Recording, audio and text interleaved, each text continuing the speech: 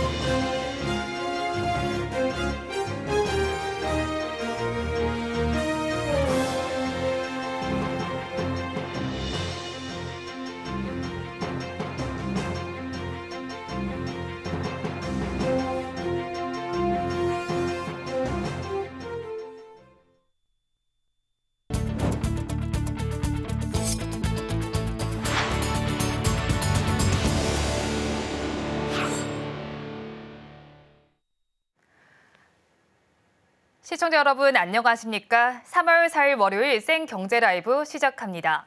첫 소식입니다. 홍콩 H지수 사태 여파로 시중은행의 주가 연계증권 ELS 발행량이 급감한 것으로 나타났습니다.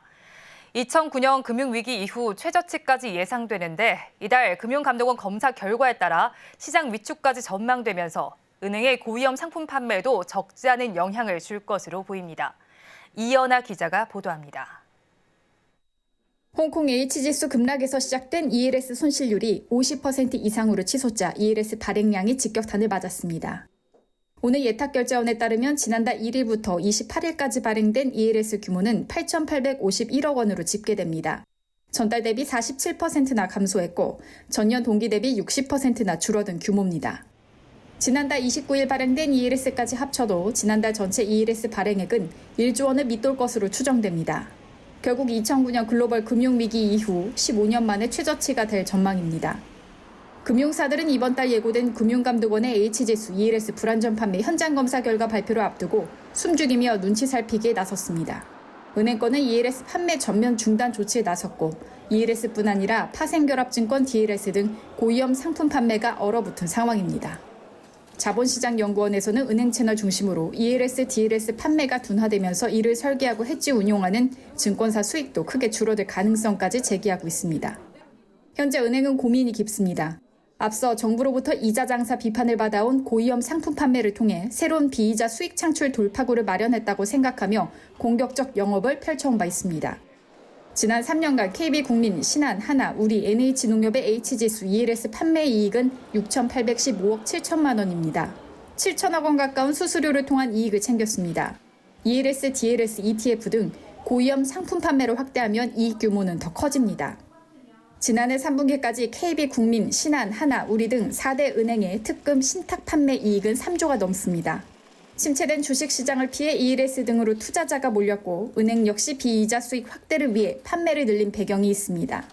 현재 ELS 상품 가입자들의 원금 회수조차 어려운 상황에 놓이자 일각에서는 은행의 고위험 상품 판매를 금지해야 한다 목소리까지 높아진 상황입니다. 이에 대해 지난달 이복현 금감원장은 소비자 선택권 침해 가능성이 있다면서도 PB나 자산관리센터 등으로 판매를 제한하는 방안을 언급하며 신중한 입장을 유지하고 있습니다.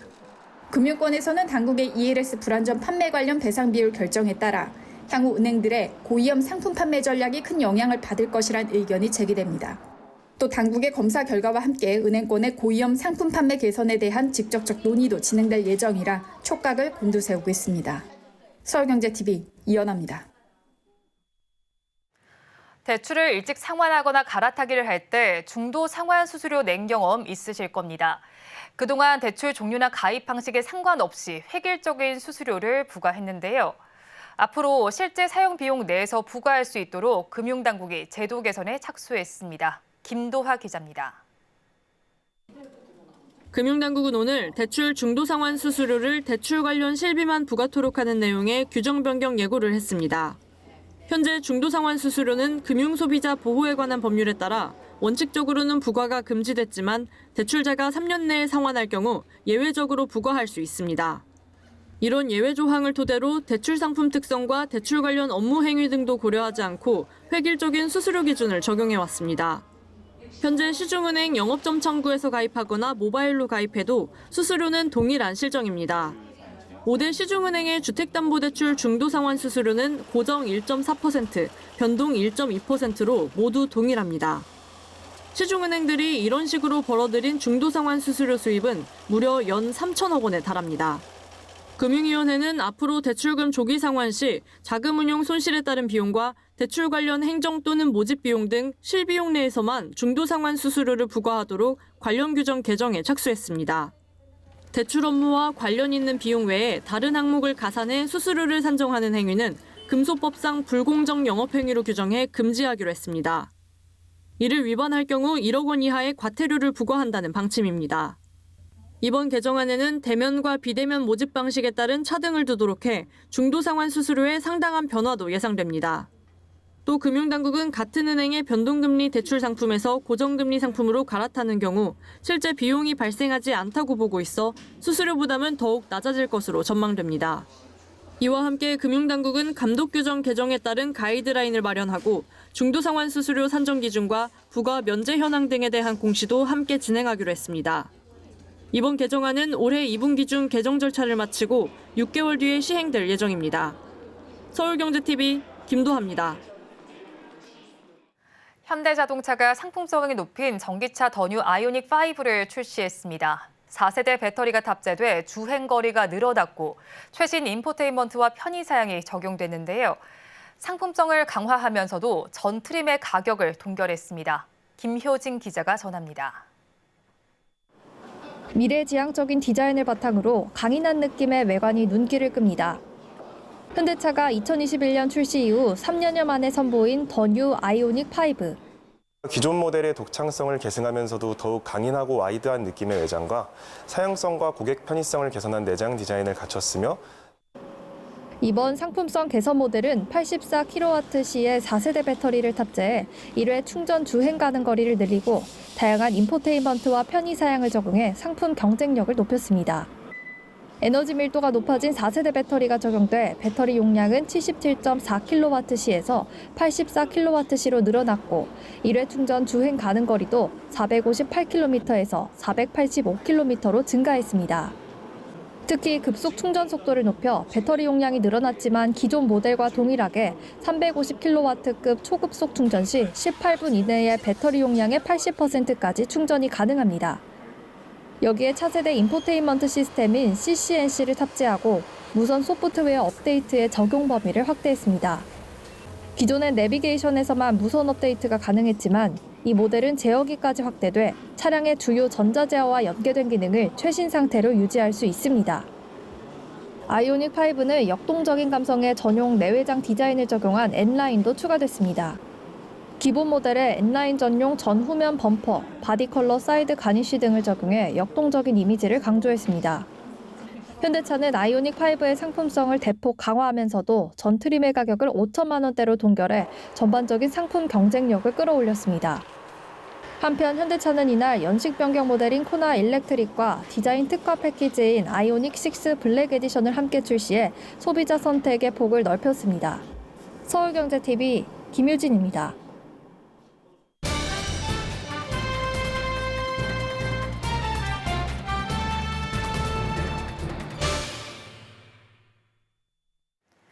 국내 배터리 업체들 간 미래 배터리 개발 경쟁이 치열한 모습입니다. 짧은 충전 시간으로 전기차를 더 먼 거리로 보낼 수 있게 하는 게 배터리인데요. 차세대 배터리 개발 어디까지 왔는지 알아봅니다. 김효진 기자 나와 있습니다. 어서 오세요. 안녕하세요. 네, 먼저 우리 배터리 업체들이 차세대 배터리 경쟁에 나서고 있습니다. 어떤 점에 초점을 맞추고 있나요? 네, 배터리 3사인 SK온과 LG에너지솔루션, 삼성 SDI 모두 미래 배터리 개발에 속도를 내고 있는 모습입니다. 이 SK온은 윈터프로 LFP 배터리 개발에 나서고 있습니다. 한파가 몰아치는 저온에서도 성능을 유지하는 LFP 배터리인데요. 일반적으로 LFP 배터리는 영하 20도의 저온에서 주행거리가 원래 50에서 70%로 급감합니다. 하지만 이번에 공개한 윈터프로 LFP 배터리는 배터리에 충전할 수 있는 전기의 양이 늘어났는데도 추운 날씨에 더 많이 충전할 수 있고 주행거리 등 성능도 유지할 수 있습니다. 충전할 수 있는 양인 에너지 밀도를 19% 높이고도 저온에서의 충전 용량을 16%, 또 방전 용량을 10% 늘렸습니다. LG에너지솔루션은 미드니켈 소형 파우치를 처음으로 선보입니다. 주로 노트북과 같은 IT 기기에 사용되는데요. 이 노트북에 주로 들어가는 LCO 배터리에서 니켈 함량을 50% 정도로 줄인 것입니다. 기존 LCO 배터리보다 저렴하고 또 고전압 구동이 가능해 효율성과 가격 경쟁력을 모두 갖췄습니다.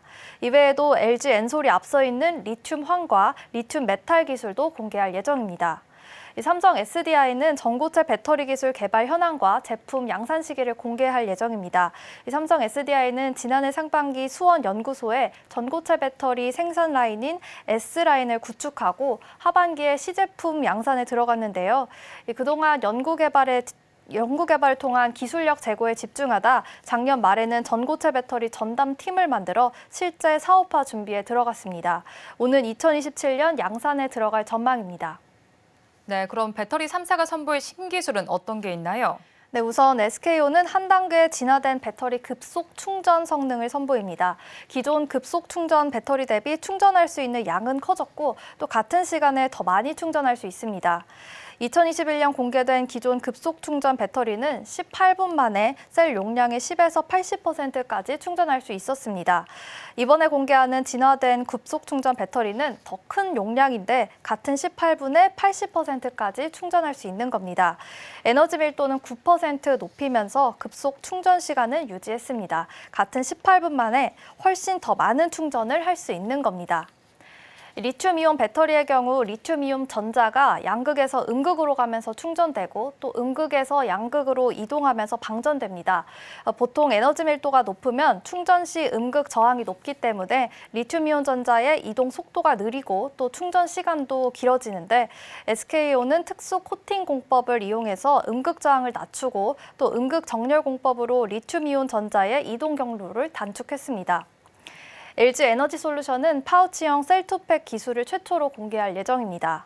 파우치형은 셀의 모양을 말하는데요. 이 배터리는 셀을 모듈에 또 모듈을 팩에 싸서 최종적으로 팩의 형태를 띠게 됩니다. 그런데 이 중간 과정이 모듈을 건너뛰고 팩으로 포장해 더 가볍고 제조 비용도 줄어들며 에너지 밀도도 높인 것입니다. 이 셀2팩 기술은 최근 전기차 배터리 시장에서 주목받고 있는 첨단 팩 디자인으로 배터리 업계에서 모두 개발 중인 기술이기도 합니다. 이번에 LG 엔솔이 개발한 파우치형 셀2팩은 이 모듈로 감싸는 과정을 제외하고도 열 전이 방지 기술을 적용해 안전성을 지켰습니다.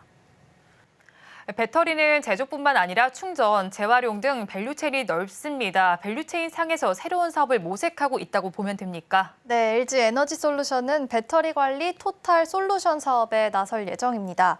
이 기존의 배터리 관리 시스템을 더욱 고도화한 개념인데요. 이 기존 배터리 관리 시스템에 배터리별 특화된 안전 진단, 그리고 상태 추정 소프트웨어, 클라우드 서비스, 미래형 모빌리티인 SDV에 적합한 솔루션까지 배터리의 모든 생애 주기를 관리하는 겁니다. 이 단순한 배터리 제조를 넘어 고객에게 새로운 경험과 가치를 제공하겠다는 의지를 이끌 수 있습니다. 여기에 전기차 배터리 종합 진단 서비스 비라이프 케어도 선보인다는 계획입니다. 네, 오늘 말씀 여기까지 듣겠습니다. 고맙습니다.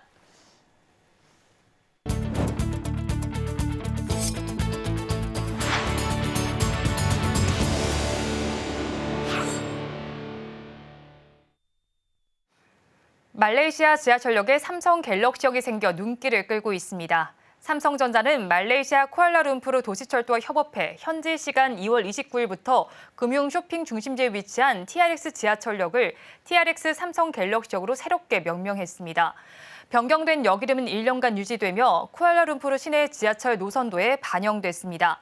삼성전자는 TRX 삼성 갤럭시역과 이 역을 통과하는 지하철의 내 외부를 갤럭시 S24 시리즈와 갤럭시 AI 이미지로 랩핑해 현지인들의 눈길을 끌고 있습니다. TRX 지역은 글로벌 금융회사들과 대형 쇼핑센터가 밀집한 쿠알라룸푸르의 대표 국제금융지구입니다. TRX 삼성 갤럭시역은 쿠알라룸푸르의 지하철 노선 카장선과 푸트라자야선이 만나는 환승역으로 하루 평균 38만 명이 이용하고 있습니다. 조원태 한진그룹 회장이 오늘 대한항공 아시아나항공 통합항공사를 우리 역량으로 정성껏 가꾸면 곧 글로벌 항공업계의 아름드리 나무로 자랄 것이라고 말했습니다. 조 회장은 이날 대한항공 창립 55주년을 맞아 사내 인트라넷에 게시한 기념사에서 아시아나항공 인수 결의의 순간부터 매서운 겨울이 닥쳤지만 튼튼한 나무는 겨울이 길수록 안으로 더 촘촘한 나이테와 단단한 무늬를 만든다며 이같이 밝혔습니다. 대한항공은 지난 2021년 1월 기록 결합을 신고한 14개 필수 신고국 중 미국을 제외한 13개 나라의 승인을 받았습니다. 미국 경쟁당국과의 협의에도 주력해 올해 내로 기업 결합 심사 절차를 완전히 마무리하겠다는 계획입니다. 조 회장은 오랜 시간 많은 고민을 담았던 과정이 마무리되고 나면 우리 모두 역사적인 다음 페이지에 서사를 써내려가는 주인공이 될 것이라고 말했습니다. 한편 대한항공은 이날 서울 강서구 본사에서 창립 기념식을 열고 장기 근속 임직원과 모범 직원의 표창을 수여했습니다. 식품업계에서 최근 로봇 조리사 바람이 거셉니다. 조리 시간을 최소화하고 고객에게 균일한 품질의 음식을 제공할 수 있다는 게 로봇의 장점입니다. 피자를 만드는 로봇부터 볶음밥을 볶는 로봇 웍까지 주방에 들어선 다양한 로봇을 소개합니다. 이혜란 기자입니다. 동그랗게 뭉쳐있던 밀가루 반죽이 로봇을 거쳐 뚝딱 피자 한 판으로 완성됩니다. 오늘 하나푸드테크는 서브 오토메이션의 미국 로봇 피자 브랜드 스텔라 피자를 인수한다고 밝혔습니다. 서브 오토메이션은 일론 머스크가 설립한 우주 항공기업 스페이스X 출신의 엔지니어들이 설립한 회사입니다. 로봇이 12인치 피자를 만드는 데 걸리는 시간은 단 5분. 주문을 동시 수행하면 1분에 한 판꼴로 완성됩니다. 하나푸드테크 관계자는 기술 고도화 등 재정비를 마치는 대로 한국, 미국 시장의 브랜드를 선보인다고 밝혔습니다. 풀무원 푸드앤컬처는 영동 고속도로 안산휴게소에 푸드테크를 접목시켰습니다. 1층 식당가에는 마라탕 등 볶음 요리를 1시간에 25인분까지 만들어내는 로봇 웍을 도입했습니다. 1층에서 고객이 주문한 꼬마김밥은 2층에서 캡슐에 담겨 파이프를 통해 배달되기도 합니다. 이렇게 디지털 전환을 진행한 결과 안산휴게소 매출은 개장 초기와 비교해 59.5% 늘었습니다. 치킨 프랜차이즈 바른치킨은 AI 치킨 로봇 바른봇을 도입한 평택 서해회관점 매장을 지난달 오픈했습니다. 조리 오차를 최소화하고 사람을 대신해 뜨거운 기름조리 업무를 해 위험을 줄인다는 목적입니다. 사람이 없어서 로봇을 대체할 수밖에 없는 게 가장 크고 인건비가 너무 올라가고 있거든요. 기술도 좋아지고 가격도 싸지겠죠. 프랜차이즈 체인 사업을 하고 날 때 점주들이 요리에 대한 역량이 전혀 없는 분들도 가맹 사업에 들어올 수 있게 하는 것이 어디를 가도 균질한 품질의 것들을 조리를 해서 이외에도 전문가들은 인력 관리에 대한 점주들의 어려움을 덜고 요리 시 발생할 수 있는 위험을 줄일 수 있다는 장점이 있어 조리 로봇 도입이 더 활발해질 것이라고 내다봤습니다. 서울경제TV 이혜란입니다. 최근 서울의 알짜 입지로 꼽히는 강남 일대 재건축 사업장에서도 시공사를 구하기 어렵다는데요. 자재값 상승과 높은 금리 탓에 수익을 내기 어렵기 때문이라고 합니다. 이지영 기자가 전해드립니다. 재개발, 재건축 사업 참여를 꺼리는 건설사들이 늘고 있습니다. 특히 서울에서도 알짜 입지로 꼽히는 곳에서조차 시공권을 포기하고 있습니다. 다음 달 5일 예정된 개포주공 5단지 재건축 시공사 선정엔 대우건설 한 곳만 입찰할 것으로 예상돼 사실상 유찰될 가능성이 커졌습니다.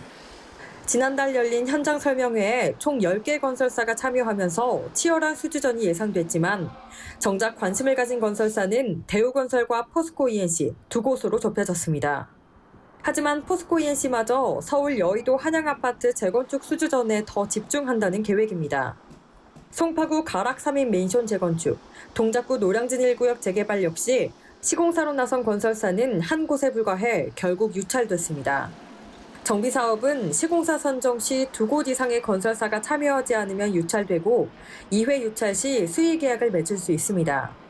이렇게 건설사들이 수주에 적극적이지 않은 이유로 낮은 공사비가 꼽힙니다. 한 대형 건설사 관계자는 과거 알짜 입지의 경우 랜드마크 효과를 위해 큰 이익이 나지 않더라도 참여했지만 이젠 공사비가 낮아 수익성이 어느 정도 보장되지 않는다면 쉽게 들어가지 않는다고 말했습니다. 특히 평균 공사비일지라도 조합이 초고가 마감재 사용을 요구할 경우 공사 수익성이 줄어 건설사는 결국 사업을 포기하는 겁니다. 이에 조합들은 기존에 제시했던 공사비보다 높은 금액을 내걸며 건설사 잡기에 나서고 있습니다. 서울경제TV 이지영입니다. SKD&D는 오늘 이사회를 열고 SKD&D와 SK이터닉스로 인적 분할을 완료했다고 밝혔습니다. 존속회사인 SKD&D는 부동산 사업을, 신설회사인 SK이터닉스는 신재생 에너지 사업을 담당하는 전문 회사로 새롭게 출발하게 됩니다. 이번 인적 분할은 부동산과 신재생 에너지라는 두 이종 사업 운영으로 인한 기업 가치 디스카운트를 해소하는 한편 전문성을 강화하기 위한 취지로 이뤄졌습니다. SKD&D는 종합부동산 전문 회사로 발돋움한다는 전략입니다. 부동산 업계 선두 디벨로퍼로서의 지위를 굳건히 하는 한편 공간 플랫폼과 리빙 솔루션 사업에 박차를 가해 리빙 플랫폼 기업으로 새로운 성장 동력을 더한다는 구상입니다. SK이터닉스는 신재생 에너지 전문 회사로 새 출발합니다. 이번 분할로 투자 재원 확보, 전력 중개, ESS 글로벌 시장 진출 등을 통해 사업 분야를 확대해 나가며 경쟁력을 더욱 견고히 한다는 계획입니다. 윤석열 대통령은 오늘 대구 경북대에서 첨단 신산업 대구를 주제로 16번째 민생 토론회를 열고 대구 신공항이 2030년 개항할 수 있도록 건설 속도를 높이는 동시에 연계 고속교통망도 확충해 나가겠다고 밝혔습니다.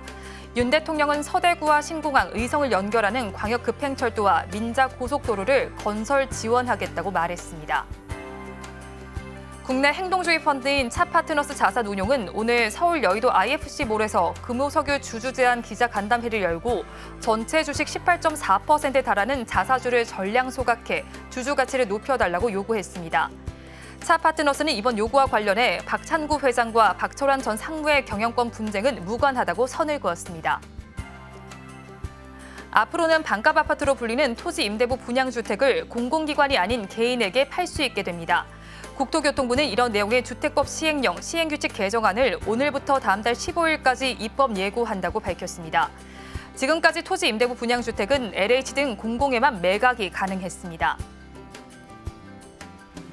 이복형 금융감독원장은 오늘 서울 여의도 금감원 본원에서 금융상황 점검회의를 열고 금융비용 상승에 따른 부동산 PF 사업장 부실 위험을 모니터링하고 부실 사업장에 대한 정리, 재구조화 등을 신속하게 추진하겠다고 밝혔습니다. 이 원장은 또 금융회사에 대해 해외 부동산 투자 손실과 손실 흡수 능력을 확충해 줄 것을 주문했습니다.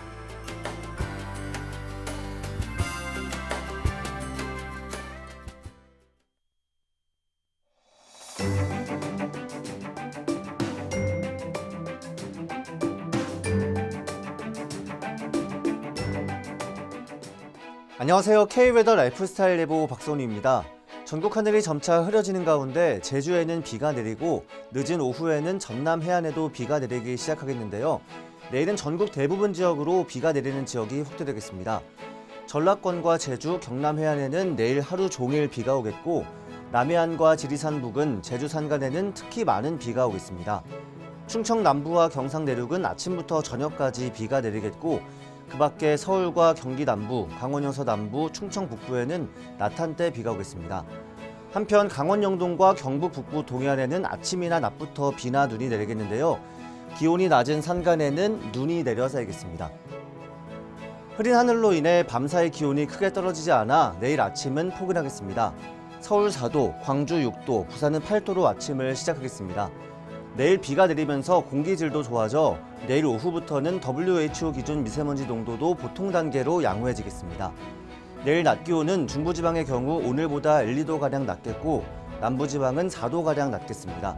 다음은 자세한 지역별 내일 날씨입니다.